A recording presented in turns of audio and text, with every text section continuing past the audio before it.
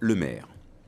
Quand la politique française fait des vagues à l'étranger, en juin prochain, à l'occasion des législatives, 11 députés seront élus par les Français de l'étranger. Un expatrié vivant au Canada voudrait se présenter et donc faire campagne, sauf que la loi canadienne le lui interdit.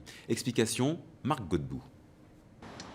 On pourrait facilement se croire sur le vieux continent. En fait, difficile de trouver mieux pour le début d'une opération charme. Julien Balkany, enchanté. Dans un coin du vieux Montréal, un expatrié veut devenir le premier député français du continent nord-américain. Julien Balkany, enchanté. Vous savez, aujourd'hui, il y a plus de 2 millions de Français qui ont fait le choix de vivre hors de France. C'est quand même une proportion importante de notre population qui est en constante augmentation. Merci beaucoup. Voilà pourquoi la réforme constitutionnelle initiée par le président Sarkozy permettra aux Français vivant à l'étranger d'élire pour la première fois 11 nouveaux députés lors des élections législatives de juin. Un de mes objectifs. Julien Balkany, un New-Yorkais d'adoption, tente sa chance.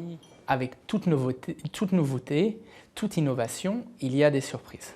Et quelle ne fut pas la surprise de la France de réaliser que la politique d'Ottawa interdit depuis peu ce genre de scrutin. Le Canada est le seul pays à le faire. Vous allez me dire c'est un exercice délicat. Je vais vous répondre oui, c'est effectivement délicat. Philippe Zeller est le tout nouvel ambassadeur français à Ottawa. Cette disposition, au fond, adapte le droit à une volonté nationale et à une réalité qui est la dispersion géographique des citoyens français à travers la planète.